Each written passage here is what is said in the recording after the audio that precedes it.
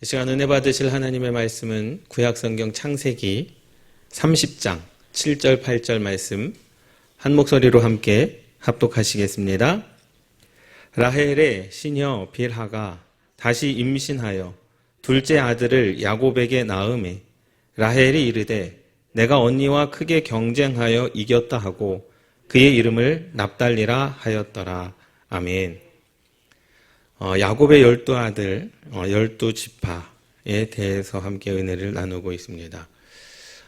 고린도전서 15장과 요한계시록 20장에 보면 참여하는 자가 복이 있는 줄 믿습니다. 어떠한 예배든지 간에 누가 강단에 서든지 간에 그것이 중요한 게 아니라 그 예배 가운데 참여하는 자가 복을 누린다라고 성경은 말씀하고 있습니다. 그러니까 우리가 예배를 사모하는 것은 사람을 사모하는 것이 아니라 그 예배 가운데 참여하는 자에게 주시는 하나님의 복, 그 분명한 은혜와 복이 이 시간 가운데도 여러분들에게 임하여질 줄 믿습니다. 아멘.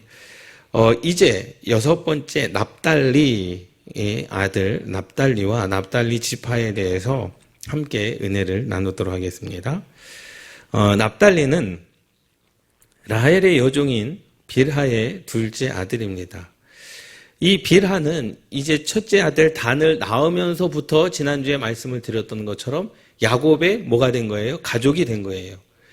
이 아들을 낳기 전까지는 그냥 종이었습니다. 노예였습니다.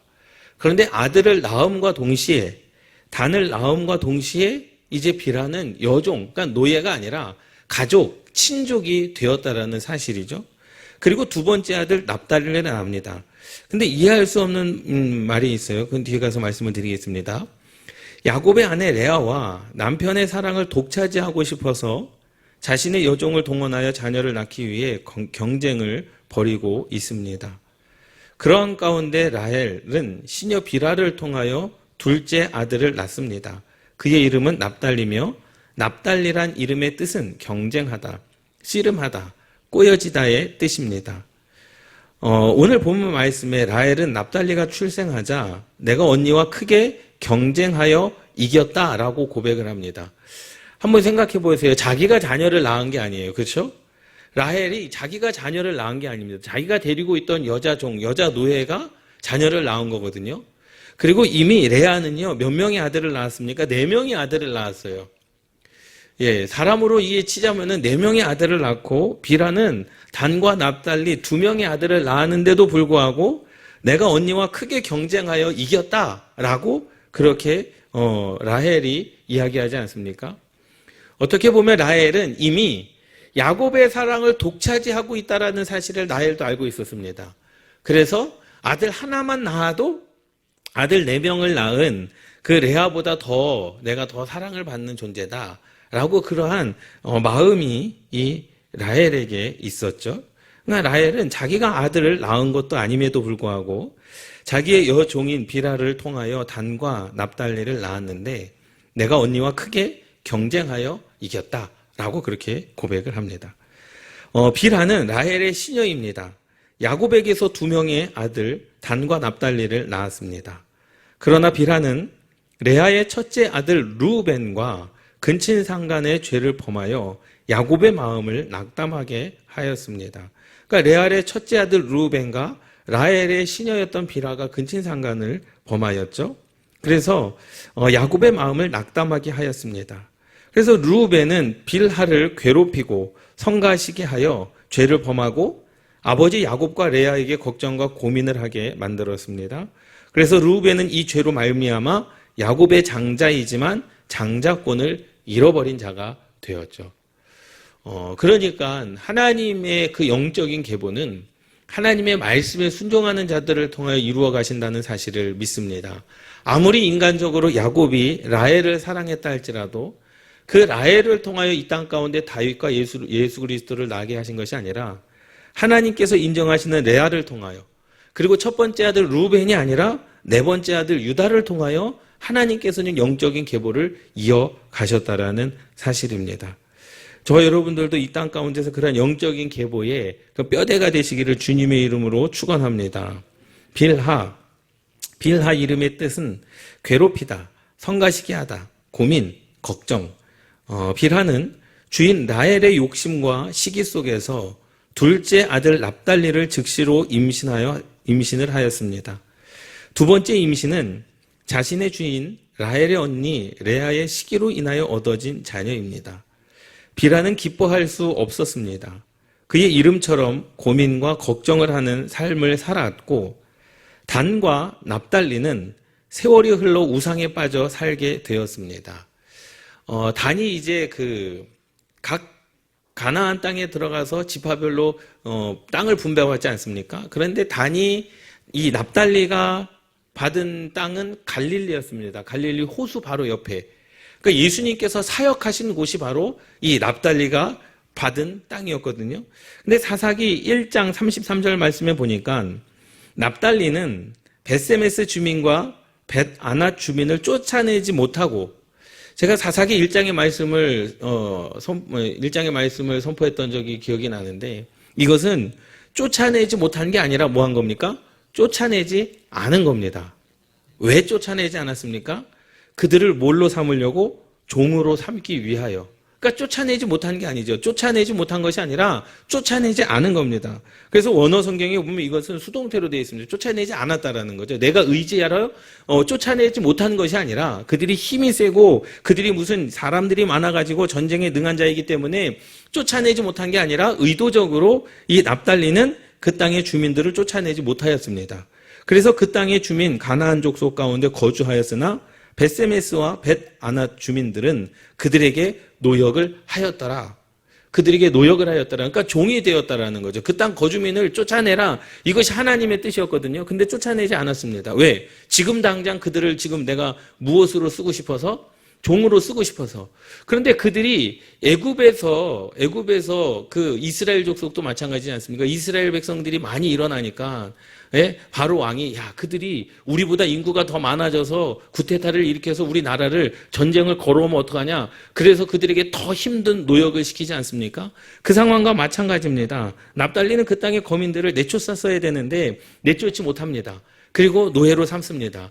그런데 그 노예였던 그들이 이제 장성하고 거기에 또 여인들이 있지 않습니까? 그 여인들과 납달리 후손들이 모함으로 말미암아 결혼함으로 말미암아, 그래서 이 납달리와 단은 어떻게 됩니까? 우상 숭배에 빠져 살게 됐다라는 거죠. 뒤에 가서도 말씀을 드리겠지만은 아수르 전쟁 가운데 제일 먼저 땅을 빼앗긴 곳이 바로 이 납달리 지역이었습니다. 어머니에게 걱정하는 자식이 되고 말았습니다. 레아와 라헬은 서로를 교활하게 속이고 간교한 방법으로 자녀를 낳고 상대의 마음을 비틀어 경쟁하였습니다. 상대와 경쟁하여 더 많은 자녀를 낳아 야곱의 사랑을 독차지하려고 악의적인 경쟁을 하고 있습니다. 이것은 욕심에서 나온 비틀어진 생각입니다. 욕심이 잉태한 즉 죄를 낳고 죄가 장성한 즉 사망을 낳느니라. 경쟁과 욕심으로 얻어진 자녀의 최후는 우상숭배요 결국 사망의 심판을 받는 것입니다. 이 시대에도 부모의 욕심과 경쟁으로 많은 자녀가 방향을 잃고 교회를 떠나버리는 죄를 짓고 살아가고 있습니다. 그러한 자녀의 삶은 신앙의 바른 길을 가기가 쉽지 않습니다. 주 안에서의 선의적인 경쟁은 필요하죠. 예수를 더 잘 믿어보려는 경쟁, 전도를 더 많이 하고 기도를 열심히 하려는 경쟁, 교회를 더 많이 사랑하려는 경쟁, 성경을 더 많이 보려는 경쟁은 얼마나 아름다운 경쟁입니까? 우리는 하나님을 향한 선하고 아름다운 경쟁을 하는 저와 여러분들이 되시기를 주님의 이름으로 축원합니다. 아멘. 이제 라헬은 시녀 빌하에게서 납달리를 얻고 자신의 언니 레아보다 경쟁해서 우세하여 이겼다라고 말을 합니다. 사실 이긴 게 아니죠. 언니는 4명의 아들을 낳았지만 이 라헬은 자기가 낳은 것도 아니고 여종을 통해서 2명의 아들을 낳았습니다. 그런데 뭐가 이 라헬에게는 큰 장점입니까? 야곱이 자기를 사랑하고 있다. 그래서 자기가 이겼다, 우세하다라고 그렇게 믿고 있었던 거죠. 상대의 마음과 환경은 고려하지 않고 서로가 정복하여 이기려는 욕심으로 가득 차 있었습니다. 하나님은 아브라함과 이삭과 야곱의 하나님입니다. 야곱의 계보를 통하여 구속사의 대를 이어가시기를 원하고 계십니다. 하나님의 구속사의 계보는 인간이 경쟁하고 싸워서 할 수 있는 결과물이 아닙니다. 이것은 이단들이 좋아하는 방법입니다. 선택받은 백성들을 넘어뜨리고 욕심으로 싸워 이기고 자신의 욕망을 채우려는 사탄의 수법입니다.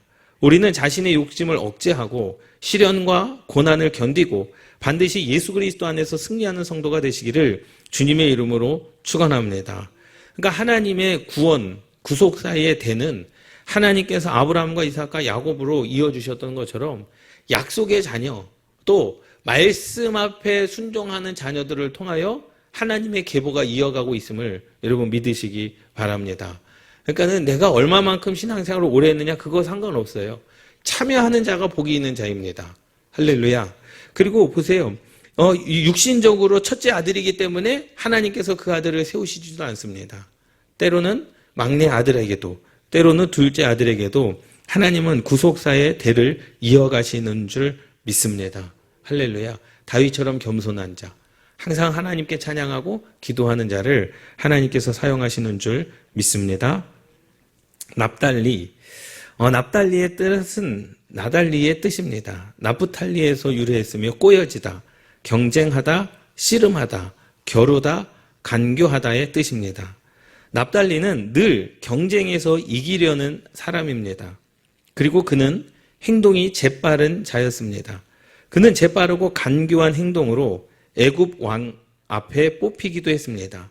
납달리는 드보라와 바락이 이끈 5개 지파 동맹군과 시스라와의 싸움에 참여한 용맹스러운 부족으로 발전했습니다. 사사기 5장 18절 말씀에 보면 스불론은 죽음을 무릅쓰고 목숨을 아끼지 아니한 백성이요 납달리도 들의 높은 곳에서 그러하도다. 바락은 게데스 납달리 출신이었습니다. 또 이 지파는 기드온의 소집에 응하여 미디안 족속과 싸움에서 잘 싸운 용사였습니다. 사사기 7장 23절 이스라엘 사람들은 납달리와 아셀과 온 므낫세에서부터 부름을 받고 미디안을 추격하였더라.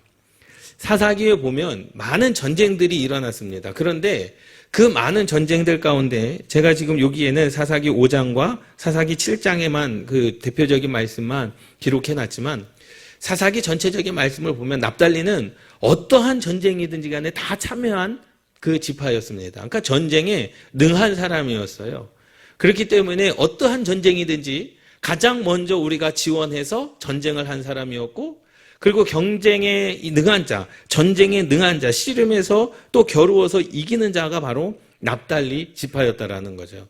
그렇기 때문에 사실 어떻게 보면 이스라엘 민족들 가운데 이러한 용맹스러움이 납달리 지파에게 있었다라는 거예요. 모든 전쟁 가운데 빠지지 않습니다. 그리고 아까 전에 말씀을 드렸던 것처럼 이스라엘의 그 이끈 5개 지파 동맹군과 시스라의 싸움에서 참여한 용맹스러움이 그에게도 있었고 그리고 모든 싸움에서도 제일 앞장서는 그러한 부족이 바로 납달리 지파였다라는 거죠.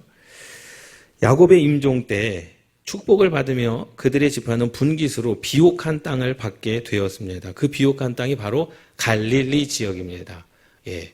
그래서 구약에는 납달리가 받은 지역이지만 신약에 와서는 예수님께서 활동하신 무대 갈릴리 지역을 납달리가 받게 됐죠. 그것도 얼마나 큰 은혜입니까? 그러나 납달리 자신도 그의 삶이 꼬여지는 길이었고 점차 우상 숭배의 길에 빠지게 되었습니다. 그는 늘 이기기 위한 경쟁을 하고 씨름하여 힘든 인생을 살아갑니다. 사실 이러한 사람들도 필요하죠. 이러한 지파도 필요합니다. 우리가 전쟁에 나가야 되는데 전쟁에 나갈 좀 자원하는 군대를 모집하자 했을 때 납달리는 늘 항상 자원해서 전쟁 가운데 나갔던 사람이에요. 그러니까 그것이 뭐 자기 만족만을 위해서 나갔겠습니까? 이스라엘을 위해서 나간 거 아니겠습니까? 이스라엘 민족, 자기의 형제들의 지파, 자기의 친척들의 지파를 위해서 자기들이 목숨 걸고 나가는 이러한 자들도 필요합니다. 그런데 문제는 뭐냐? 점차 우상숭배의 길에 빠지게 되었다라는 거죠. 거기까지였으면 얼마나 좋겠습니까마는 인생을 살아가면서 늘 이기기 위한 경쟁을 하고 씨름하여 힘든 인생을 살아갑니다. 그들의 땅은 외세의 침략을 받고 결국엔 가장 먼저 아수르 왕에게 멸망하고 포로로 끌려가는 지파가 되었습니다. 얼마나 수모를 겪습니까? 아수르가 이스라엘을 정복할 그때에 제일 먼저 포로로 끌려간 지파가 바로 납달리 지파였습니다. 그래서 열왕기하 15장 전체를 읽어보면 그 내용이 나오는데 15장 29절 말씀, 이스라엘 왕 베가 때에 아수르 왕 디글랏 빌레셋이 와서 이온과 아발렛 마아가와 야노아와 게데스와 하솔과 길르앗과 갈릴리와 납달리 온 땅을 점령하고, 사실 여기에 나온 이 지명들이 바로 납달리가 분깃으로 받은 땅의 지기역이에요.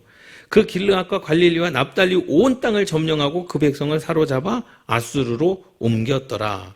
그러니까 아수르 왕에게 포로로 잡혀간 제일 먼저 포로로 잡혀간 그 지파가 바로 납달리 지파였습니다.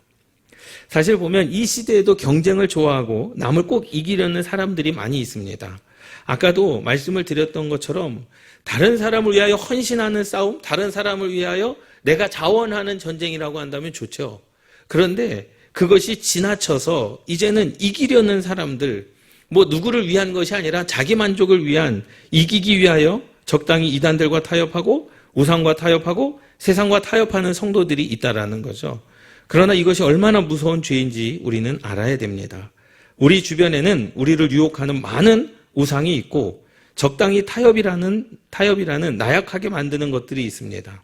우리는 그럴수록 더욱 하나님을 의지하고 말씀을 사모하며 자신의 믿음을 굳건히 지키고 사랑하는 성도가 되시기를 주님의 이름으로 축원합니다. 아멘. 사실 그렇습니다. 육신의 결과는요, 하나님께서 반드시 심판하십니다. 교회 안에서도 마찬가지죠. 사역 안에서도 마찬가지입니다. 육신의 결과는 좋은 결과, 육신의 진행하는 일들은 좋은 결과를 가지고 올 수가 없습니다. 납달리도 마찬가지입니다. 인간적으로 보자면 납달리는 이스라엘 민족들 가운데 필요한 지파였습니다. 왜? 전쟁하기를 좋아했기 때문에. 내가 안 나가도 되거든요. 야, 전쟁에 나갈 사람들을 모집하자. 그럴 때 제일 먼저 자원해서 나가는, 사실 육신적으로 보자면 좋은 지파이지만 영적으로 보자면 그것이 다 하나님의 영광을 위한 것보다도 자기가 이기기 위한, 자기 욕심을 위한 헌신, 욕심을 위한 전쟁이었다라는 사실입니다. 그러니까 영적인 것과 무관한 전쟁이었죠. 영적인 것과 무관한 자원함이었고 영적인 것과 무관한 삶의 이 인생을 살아간 지파가 바로 납달리 지파였다라는 겁니다. 그런데 참 희한한 것은 그렇게 아수르가 침략했을 때 가장 먼저 포로로 잡혀간 납달리, 그리고 자기 땅을 빼앗겨가지고 우상 숭배를 했던 그런 납달리 지파가 이제 상징하는 보석은 벽옥입니다. 이 벽옥은 납달리 천국을 상징합니다. 참 희한하지 않습니까? 그렇게 우상 숭배했고 자기가 분배받은 땅까지도 빼앗겼던 그러한 지파가 천국을 상징하는 벽옥이라는 이름의 상징하는 보석을 부여받았죠. 야셰페에서 유래되었으며 구원하다, 구출하다의 뜻입니다. 벽옥은 약간 푸른빛을 내면서 노란색 띠를 띠고 있고 매우 투명하면서도 화려한 색상을 가지고 있습니다. 벽옥은 하늘나라 천국을 상징하는 보석입니다. 요한계시록 4장 2절 3절 말씀에 보면 내가 곧 성령에 감동되었더니 보라 하늘에 보좌를 베풀었고 그 보좌 위에 앉으신 이가 있는데 앉으신 이의 모양이 벽옥과 홍보석 같고 또 무지개가 있어 보좌에 둘렸는데 그 모양이 녹보석 같더라. 성경에서 보면 하나님의 색깔이 있습니다. 하나님의 색깔은 파랑색입니다. 그래서 우리 교회 이렇게 로고에도 보면 파랑색, 하얀색, 빨강색. 그러니까 하얀색은 성결을 이야기하죠. 거룩함을 이야기합니다. 그리고 파랑색은 하나님의 색깔입니다. 그래서 레위기에 보면은 모든 성전의 기구들을 하늘색 보자기, 파랑색 보자기로 샀어요. 왜? 하나님의 소유다라는 거거든요. 그리고 이스라엘 백성들 대제사장이 입는 에봇에도 파랑색 에봇을 입습니다. 하나님의 소유라는 그런 의미예요. 그러니까 성경에서 말하는 파랑색은 하나님의 나라, 천국, 하나님을 상징하는 색깔입니다. 그런데 그 하나님의 나라, 천국을 상징하는 그 벽옥이라고 하는 이 보석을 누가요? 납달리가 부여받게 된다라는 거죠. 앞뒤가 안 맞지 않습니까? 예, 우상 숭배를 하고 자기가 부여받은 땅도 다 뺏기고 그리고 아수르로 말미암아 제일 먼저 포로로 잡혀간 그러한 하나님 편에서 볼 때 굉장히 그 못된 지파 아니겠습니까? 우상숭배했던. 그럼에도 불구하고 하나님께서 그 지파에게 무엇을 주십니까? 하나님의 색깔, 천국을 상징하는 보석을 부여하십니다. 그러니까 하나님의 나라를 의미하는, 이어서 가도록 하겠습니다. 하나님 나라를 의미하는 벼곡은 납달리 지파를 상징합니다. 이는 예수님께서 납달리 지역을 중심으로 복음을 전하셨기 때문입니다. 또한 갈릴리 중심으로 납달리 지역에서는 주의 복음이 많은 사람을 구원하고 변화시켜 좋은 열매를 거두어 천국의 소망을 심어주고 죄악의 자리에서 구출하여 생명의 길로 인도해 주었습니다. 그러니까 납달리가 부여받은 그 지역이 갈릴리 지역이었습니다. 예수님께서 그 갈릴리 지역에서 병자들을 살리셨고 죽은 자를 살리셨고 많은 일, 갈릴리 그 지역에서 많은 하나님의 기적과 역사를 나타냈던 곳이 바로 납달리가 받은 그 갈릴리 지역이었다라는 사실이에요. 그래서 납달리 지역 출신 배경이 좋지 않았습니다. 그렇게 이야기하죠. 야, 나사렛에서 선한 것이 날 수 있겠느냐. 예수님께서 나사렛에서 나셨거든요. 그러니까 그곳에는 선한 것이 없다라는 거죠. 그러니까 그곳의 출신, 내가 갈릴리 지역 출신이다 그러면 온 이스라엘 백성들이 다 뭐할 정도로, 무시할 정도로 그렇게 썩 좋은 인물들이 나지 않은 지역, 그리고 우리나라로 표현하자면 뒷골목 같은 깡패들이 있는 그러한 지역이 바로 갈릴리 지역이었거든요. 그런데 그 납달리 지역 출신 배경이 좋지 않은 후손들이 모여 사는 지역이었습니다. 그리고 다른 지역에서도 살 수 없으면 그냥 다 누구나 와서 그냥 갈릴리 지역에서 사는 그러한 배경이었던 거죠. 그러나 그들은 예수님을 영접했습니다. 그리고 많은 기적을 체험하며 하나님의 복을 많이 받은 지역인 줄 믿습니다. 할렐루야.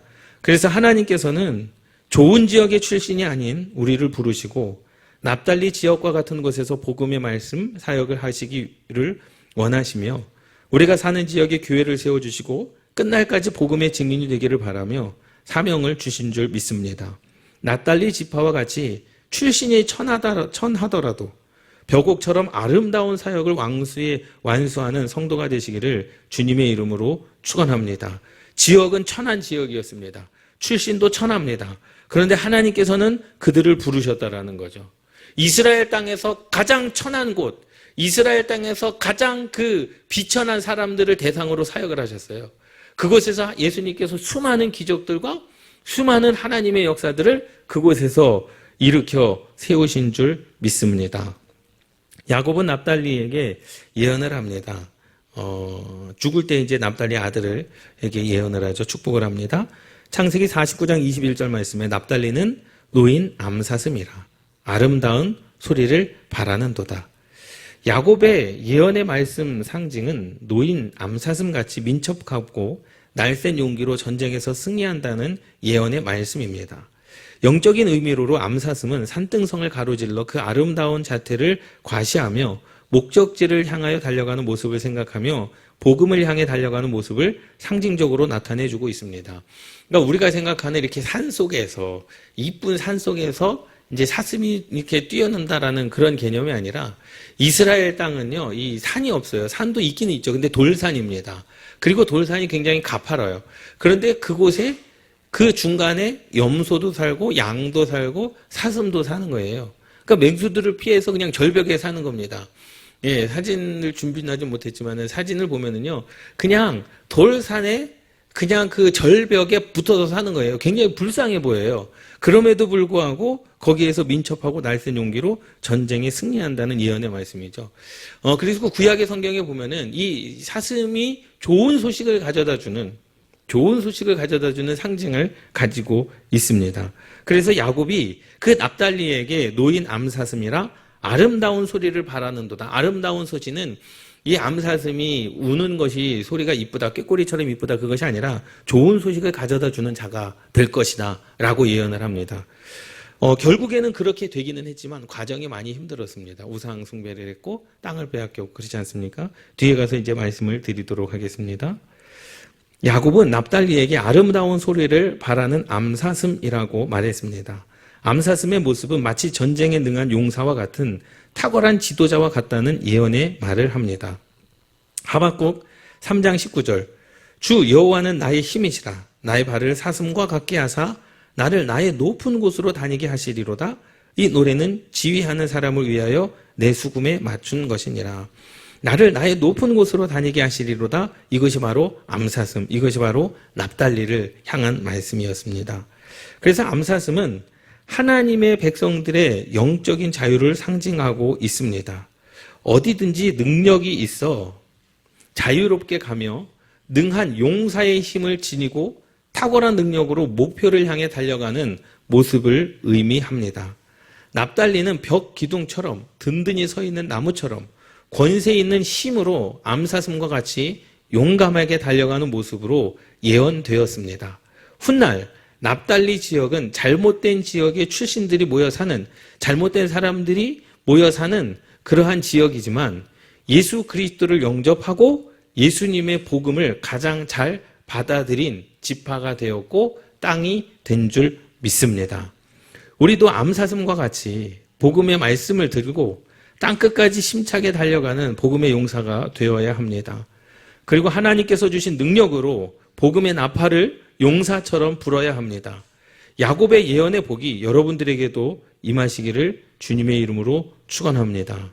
이제는 모세가 납달리를 축복합니다. 모세의 기도죠. 신명기 33장 23절 납달리에 대하여는 일렀으되 은혜가 풍성하고 여호와의 복이 가득한 납달리여 너는 서쪽과 남쪽을 차지할지로다. 이 서쪽은 지중해를 이야기하고요. 남쪽은 이제 요르단을 이야기를 하는데 팔레스타인을 이야기를 하는데요. 그러니까 그쪽을 다 차지할 것이다 라고 이야기를 하는 거예요. 그러니 얼마나 큰 은혜입니까? 아까도 말씀을 드렸듯이 과정은 그렇게 좋지 못했습니다. 그런데 결과가 좋은 지파가 바로 납달리 지파였어요. 그러니까 과정은 우상 숭배를 하였고 땅을 빼앗겼고 하나님께서 주신 기업을 잃어버린 거 아니겠습니까? 그런데 결국에는 그 납달리 지파가 하나님의 은혜를 가장 많이 받는, 그러니까 하나님께서 그 땅 가운데 그 민족들을 통하여 역사하시는 은혜가 풍성한 삶을 이 납달리 사람들이 받게 된 줄 믿습니다. 할렐루야. 그러니 우리의 삶도 마찬가지입니다. 사실 우리의 삶도 중간중간에 힘든 과정도 있고 어려움도 있을 수 있습니다.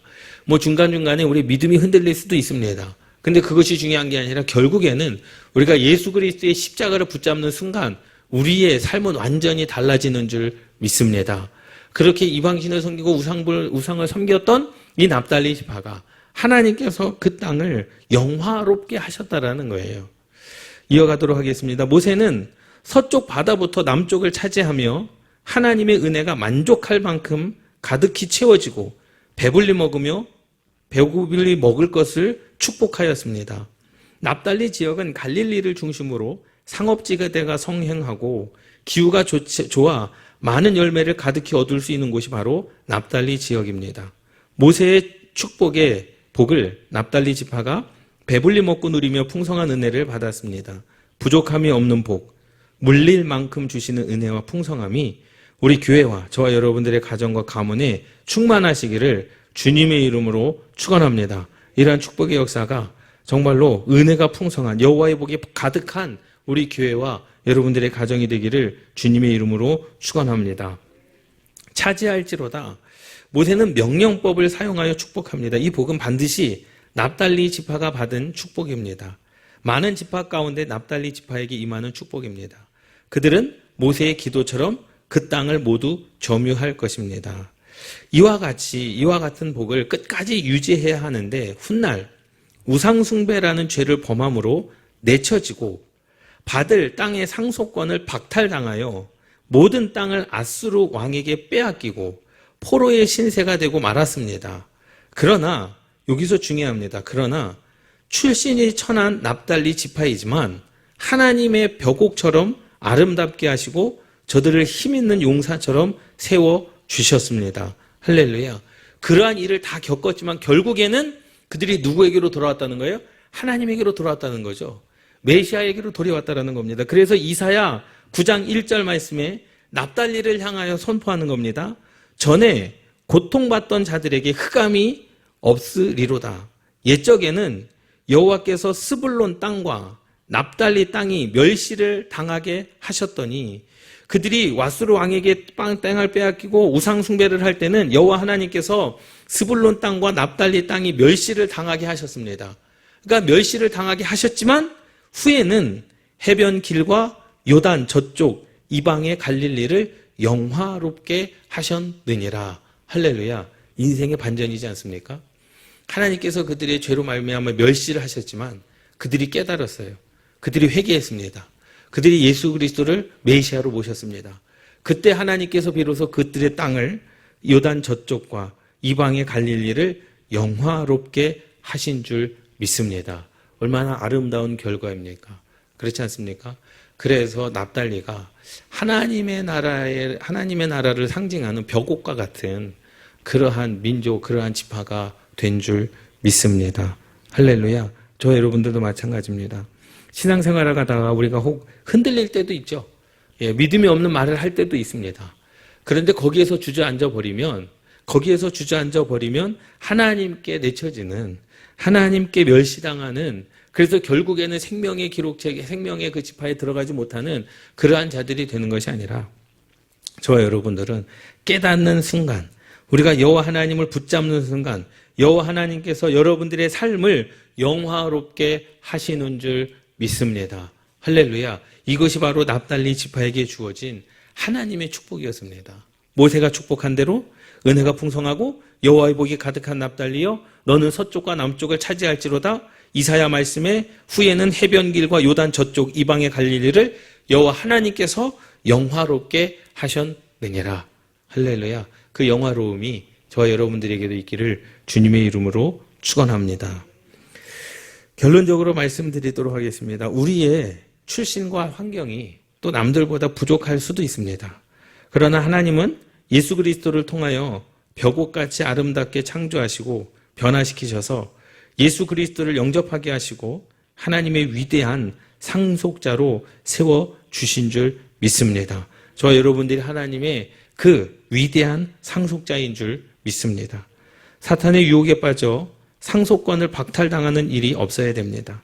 그리고 하늘의 용사로 든든히 세워지고 주님 오실 때까지 믿음 잃지 않고 천국을 차지하는 벽옥 같은 보석이 되시기를 주님의 이름으로 축원합니다. 아멘. 멋있지 않습니까? 결과가 멋있지 않습니까? 시작도 멋있었지만 결과도 멋있지 않습니까? 그리고 자기의 동료를 위해 물론 자기의 욕심이기는 하지만 항상 전쟁에서 앞에 섰던 그러한 민족. 우상 숭배하고 땅을 빼앗겼지만 결국에는 여호와 하나님께 돌아옴으로 말미암아 풍성한 은혜가 풍성하고 여호와의 복이 가득한 그러한 복된 은혜가 납달리 지역에 또 납달리 지파에게 있었던 것처럼 저와 여러분들의 삶 가운데 동일한 은혜가 있기를 주님의 이름으로 축원합니다. 기도하시겠습니다.